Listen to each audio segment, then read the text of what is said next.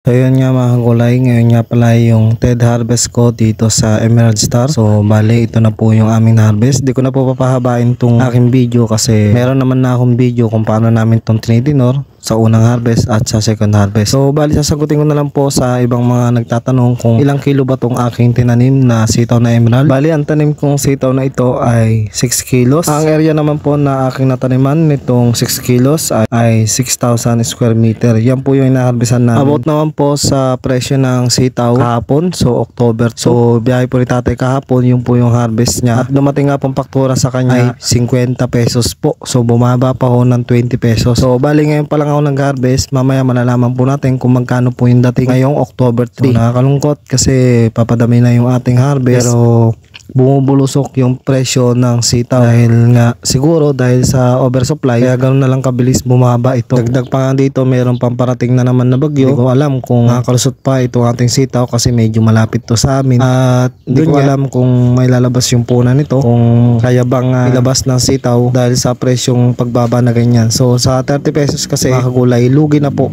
ang mga nagtatanim ng sitaw kapag 30 pesos na lang ang presyo nito. Lalagay ko na lang mga kagulay mamaya kapag dumating yung faktura nitong harvest ngayong October 3 kung magkano ba yung magiging lakaran nito sa Sangitan Market. Kaya yun, abangan nyo lang mga gulay. So dating nun ay mga 4 PM. So bali nagaan ko na pag-upload kasi medyo babawi muna ako ng tulog kasi kahalos kauwi ko lang bago mananghalian. Sana wag naman sumagad ng baba yung sitaw para sa ganun makabawi naman tayong mga nagtatanim ng gulay.